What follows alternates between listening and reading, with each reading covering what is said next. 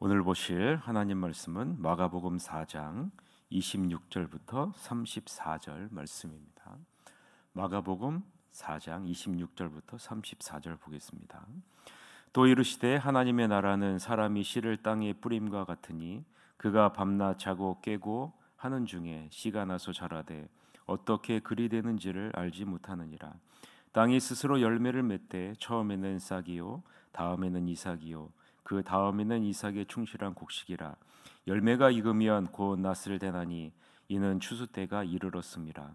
또 이르시되 우리가 하나님의 나라를 어떻게 비교하며 또 무슨 비유로 나타낼까? 겨자씨 한 알과 같으니 땅에 심길 때에는 땅 위의 모든 씨보다 작은 것이로되 섬긴 후에는 자라서 모든 풀보다 커지며 큰 가지를 내나니 공중의 새들이 그 그늘에 깃들일 만큼 되느니라. 예수께서 이러한 많은 비유로 그들이 알아들을 수 있는 대로 말씀을 가르치시되 비유가 아니면 말씀하지 아니하시고 다만 혼자 계실 때 그 제자들에게 모든 것을 해석하시더라. 아멘. 오늘은 복음의 씨를 뿌려 하나님의 나라를 확장하라라는 제목으로 하나님 말씀을 보겠습니다. 오늘 본문을 보면서 우리는 본문을 두 부분으로 나눌 수 있다라는 사실을 우리가 볼 수 있죠. 첫 번째 부분은 26절서부터 29절로 저절로 자라는 씨의 비유의 내용을 담고 있음을 볼 수 있고요. 두 번째는 겨자씨의 비유의 내용임을 우리는 볼 수 있습니다. 그런데 이 두 부분에 공통점이 있습니다. 그것은 하나님의 나라가 어떠한지를 나타내는 비유이다라는 것입니다. 그래서 26절에서는 하나님의 나라는 사람이 씨를 땅에 뿌림과 같다라고 시작을 하고 있고 30절에서는 하나님의 나라를 어떻게 비교하며 또 무슨 비유로 나타낼까로 시작을 하고 있죠. 자, 그러면 오늘 본문을 우리는 어떤 관점으로 보아야 할까요? 하나님의 나라가 어떠한가라는 관점으로 우리가 본문을 보아야 예수님이 말씀하신 그 참된 의미를 우리가 깨달을 수 있겠죠. 자, 이러한 관점으로 오늘 본문을 우리가 봅시다. 자, 먼저 하나님의 나라가 어떠한가 26절에서부터 29절을 한번 보시기를 바랍니다. 26절에서부터 29절에서는 예수님이 이렇게 하나님의 나라에서 이렇게 설명하시죠. 요약을 하면 이렇게 됩니다. 하나님의 나라는 어떤 사람이 밭에 씨를 뿌리고는 잊어버린 채 잠자리에 든 것과 같다. 씨는 싹이 터서 자라는데 그는 어떻게 된 일인지 모른다. 그의 도움 없이 땅이 다 알아서 한다. 처음에는 푸른 줄기를 내고 다음에는 꽃봉오리를 내고 그 다음에는 익은 곡식이 된다. 곡식이 완전히 영글면 거둔다. 추수 때가 된 것이다. 자, 이 내용이 우리가 읽은 26절에서부터 29절의 내용입니다. 이 말씀은 씨 뿌리는 비유와 연장선상에 있지만 열매를 맺는 마음을 가진 사람과 연관되기보다는 씨가 열매를 맺는 과정에 대한 설명임을 우리는 볼 수가 있겠죠. 자, 여기서 말하는 씨는 무엇을 말합니까? 우리가 잘 알고 있듯이 이 씨는 썩어질 씨앗이 아니라 항상 살아있어 활동하는 하나님의 말씀을 의미합니다. 베드로전서 1장 23절에 보면 너희가 거듭난 것은 썩어질 씨로 된 것이 아니요 썩지 아니할 씨로 된 것이니 살아있고 항상 있는 하나님의 말씀으로 되었느니라 라고 분명하게 기록하고 있죠. 자, 어떤 농부가 땅에 씨를 뿌립니다. 그가 밤낮 자고 깨고 하는 중에 씨가 나서 자라되 어떻게 그리 되는지를 알지 못합니다. 밤낮 자고 깨고 하는 중에 이것은 무엇을 의미합니까? 우리의 일상생활을 의미하는 것이죠. 우리가 일상생활을 하는 동안 이 씨는 지속적으로 활동하여 자라게 된다라는 것입니다. 그런데 사람은 이 씨가 어떻게 자라는지 알지 못한다라고 예수님이 말씀하죠. 여러분, 우리가 복음을 전하는 것과 한번 연결을 한번 시켜보세요. 우리가 복음을 전하는 것도 마찬가지 아니겠습니까? 우리가 나가서 혹은 만남을 통해서 복음을 전합니다. 하나님의 말씀을 전하죠. 그러나 그 말씀이 그 사람의 마음에 어떻게 떨어져 어떻게 성장하고 어떻게 열매를 맺는지 우리는 알 수 없습니다. 왜 그럴까요? 그것은 우리의 영역이 아니라 하나님의 영역이기 때문에 그런 겁니다. 하나님의 역사하심이기 때문에 그런 것이죠. 우리는 하나님의 역사가 구체적으로 어떤 방식으로 어떻게 각자의 삶에서 이루어지는지 알지 못합니다. 여기에 모인 우리들도 마찬가지 아니겠습니까? 우리가 어떻게 하나님의 말씀을 받았고 그 말씀이 싹이 나고 가지가 나고 꽃이 피고 열매가 맺어서 지금 이 자리에 여러분이 앉아 있는지 여러분 어떻게 그것을 다 알 수 있겠어요? 그리고 똑같은 사람은 한 사람도 없지 않습니까? 하나님은 각양각색의 다른 사람들에게 동일하게 하는 것이 아니라 하나님의 방법으로 그의 삶의 영역에서 일하셨다라는 사실이죠. 하나님의 역사가 구체적으로 어떤 방식을 통해서 각자의 삶에서 이루어지는지 우리는 다 알 수 없습니다.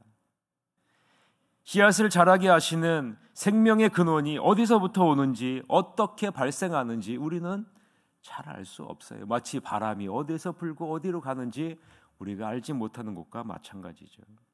하나님의 나라가 이와 같다는 겁니다. 하나님의 나라는 인간이 정확히 알 수 없지만 하나님이 계획하신 때를 따라 점진적으로 완성을 향해 나아간다라는 사실을 보여주고 있는 겁니다.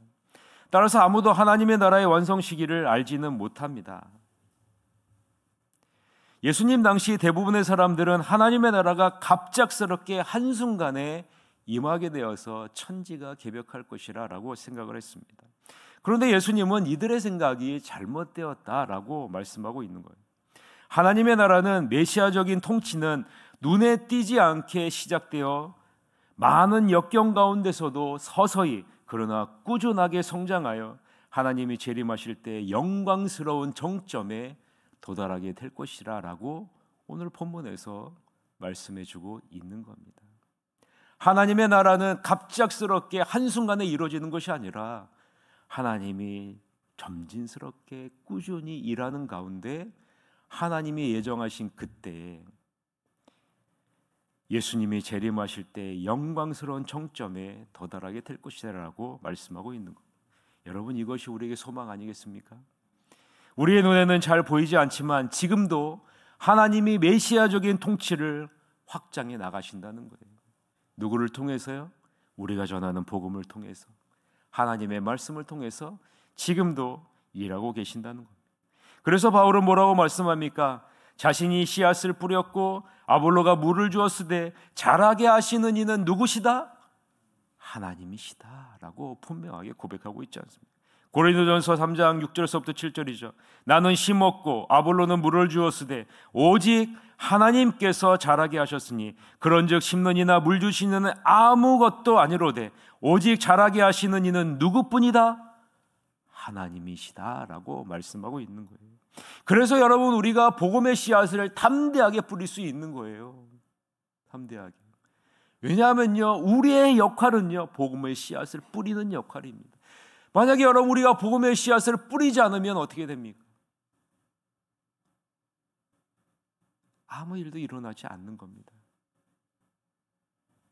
그래서 여러분, 우리가 복음의 씨앗을 담대히 뿌려야 돼요.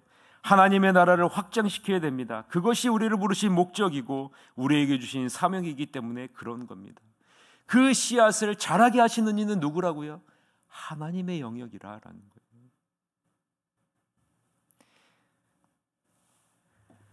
때로는 우리는 복음의 씨를 뿌릴 뿐만 아니라 추수하는 일꾼으로도 우리를 사용하십니다. 마태복음 9장 36절에서도 38절에 오면 이런 말씀이 나오죠.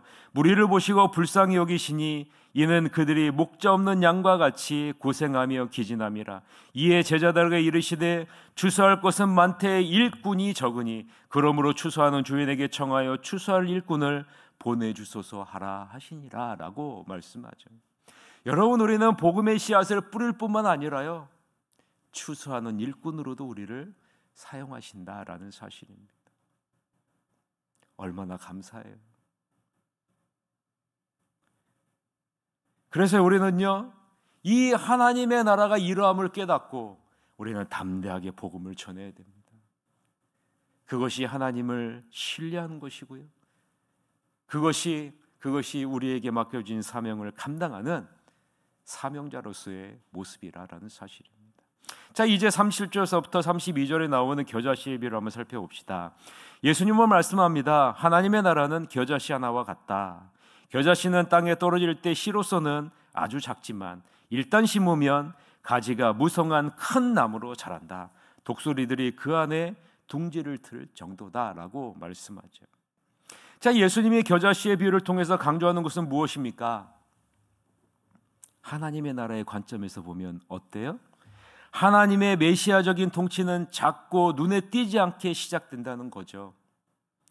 모든 사람들의 예상과는 달리 그 시작은 극히 작을 것이라는 겁니다. 당시 이스라엘 백성들은, 유대 백성들은요, 하나님의 나라가 눈에 보기 좋게 임할 것이라고 생각을 했어요. 아주 화려하게 시작할 것이라고 생각했습니다. 마치 다윗이 데뷔할 때 어떻게 데뷔를 합니까? 골리앗과의 대결에서 데뷔를 하잖아요. 얼마나 멋있어요. 그리고 가는 곳마다 전쟁에서 승리하지 않습니까? 마치 하나님의 나라가 이와 같이, 메시아가 이와 같이 등장할 것이라고 생각을 한 겁니다. 그런 하나님은 뭐라고 말씀하세요? 그들의 예상과는 달리 극히 작은 모습으로 시작할 것이다 라고 이야기를 하죠. 그 시작은 미약할지라도 그 점진성과 성장은 상상을 초월하게 될 것이다 라고 말씀하고 있는 겁니다. 여러분, 우리나라 역사가 그렇지 않습니까? 우리나라의 기독교 역사가 그렇지 않습니까?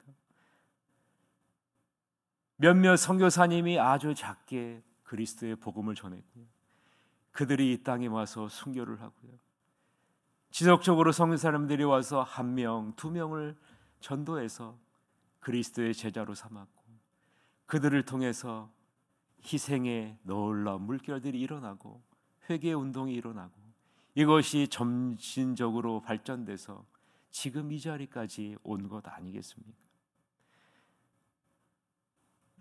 하나님은 메시아적인 통치는 극히 작고 미미하지만 점진성과 성장과 부흥의 놀라운 역사를 이루게 될 것이다 라고 말하고 있고요, 그것을 직접 체험한 나라가 바로 우리나라이지 않습니까? 하나님의 나라는 눈에 보이지 않을 만큼 작은 겨자씨처럼, 그리고 나달 하나처럼 작은 것에서 시작하지만 그것은 엄청난 결과를 낳게 될 것이다 라고 말씀하고 있는 것 아닙니까? 이처럼 하나님의 역사는요, 사람들이 보기에는 초라하고 미약해 보일 수 있습니다. 그러나 그 결과는 심히 창대할 것이라. 마치 욥기 8장 7절과 같죠. 내 시작은 미약하였으나 내 나중은 심히 창대하리라 라고 말씀하는 것과 마찬가지죠. 중요한 것은 이러한 하나님을 신뢰하는 자들은 마지막 때에 주님 안에서 쉼과 그늘을 누리게 될 것이다 라고 말씀하고 있는 겁니다. 여러분, 이제 여러분 구역이 시작됐잖아요. 아주 연약한 모습으로 시작했죠. 그러나 여러분을 통해서 하나님의 나라가 확장될 것을 믿으시기를 바랍니다. 점진적으로, 아주 눈에 보이지 않지만 점진성이 있고요, 확장성이 있는 것이 하나님의 나라라는 사실입니다. 아주 작고 미약한 여러분을 불렀어요. 마치 겨자씨 씨앗과 같은 여러분을 불렀죠. 여러분을 통해서 하나님의 나라가 확장될 것입니다. 그리고 여러분을 통해서 하나님의 나라가 놀라운 나무로 열매를 맺을 것이라는 겁니다. 그리고 여러분을 통해서 많은 사람들이 복음으로 말미암아 쉼과 안식을 누리게 될 것이다라는 사실을 이 겨자씨의 비유를 통해서 보여주고 있는 겁니다. 이렇게 주님 안에서 영원한 쉼과 안식을 누릴 수 있도록 우리는 내가 있는 자리에서 이 복음의 씨앗을 열심히 뿌려야 된다라는 사실입니다. 성장과 열매 맺음이 주님께 있음을 고백하며 우리에게 주어진 사명을 온전히 감당해야 된다는 거죠. 그러면 우리는 무엇을 보게 된다는 겁니까? 우리를 통해서 하나님의 나라가 확장되는 놀라운 역사를, 또 우리를 통해서 많은 사람들이 복음 안에서 쉼과 안식을 누리게 되는 것을 보게 될 것이다 라고 말씀하고 있는 겁니다. 아무쪼록 이러한 놀라운 역사를 체험하는 새하늘 모든 구역과 새하늘 교회가 되기를 주님의 이름으로 간절히 축원합니다. 이 시간에 우리 다 같이 통성으로 한 가지 기도 제목을 놓고 기도합시다. 하나님, 이 복음의 씨앗을 뿌리는 일에 나에게 맡겨진 사명을 잘 감당하는 하나님의 자녀가 될 수 있도록 이끌어 주시옵소서. 그래서 우리 구역 안에 이러한 하나님이 예비하신 복음의 확장성과 점진성과 쉼과 안식을 누리는 놀라운 역사를 경험할 수 있도록 이끌어 주시옵소서라고 우리 다 같이 우리 구역을 위해서 다 같이 통성으로 기도하시러 가도록 하겠습니다. 기도하시겠습니다.